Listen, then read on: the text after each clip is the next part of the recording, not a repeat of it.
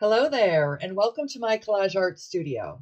In this video, I'm going to walk you through printing your collage paper samplers. Right here, I have 2 pages from the Teal Tango sampler. One is printed using the borderless setting on my printer, and the other using the regular setting, which creates white borders along the edges. Not all printers have the borderless setting, so before you begin, you may want to check the instruction manual for your printer. Now let's move on to the computer. The first thing you'll want to do is open your collage paper sampler PDF document. I've opened mine up in the preview app on my Mac. Now let's move over to the print dialog box so that I can give you tips on the best settings for printing.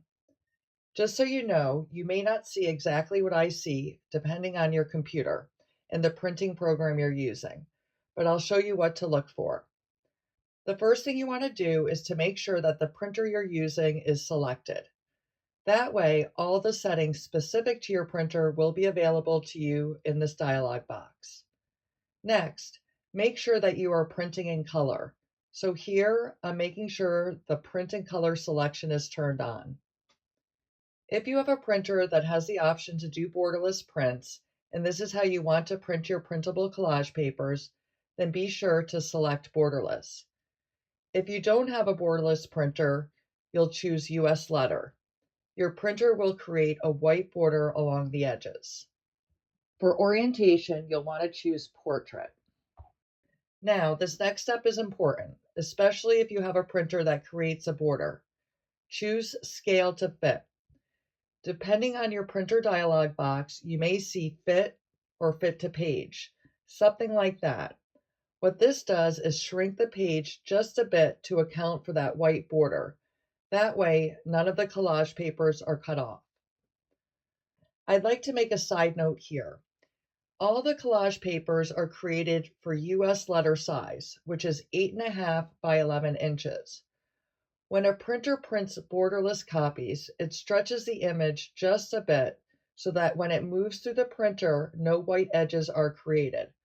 This is true whether you choose actual size, scale at 100%, or scale to fit. It's always going to cut off a little of the edges.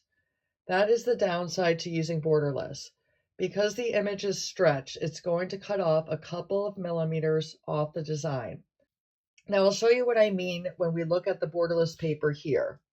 All 16 strips were created the same size, but because the printer stretched the image, the strips on the edge are cut off a little bit.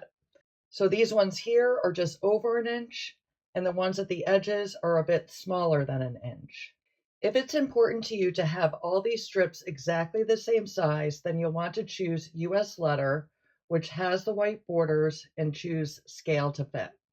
For me, I still like to choose the borderless setting to save the step of trimming the white edges. And the last thing is most printers will default to normal quality. That is what you want for printable collage papers that are printed on regular printer or copy paper.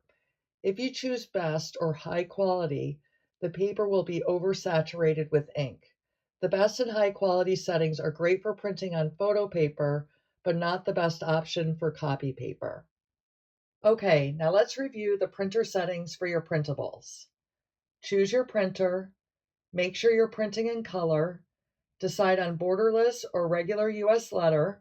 For orientation, choose Portrait, choose Scale to Fit, and keep the quality at normal. Now, go ahead and print your collage paper sampler, and I'll see you in the next video where we'll be cutting the sampler into 16 strips.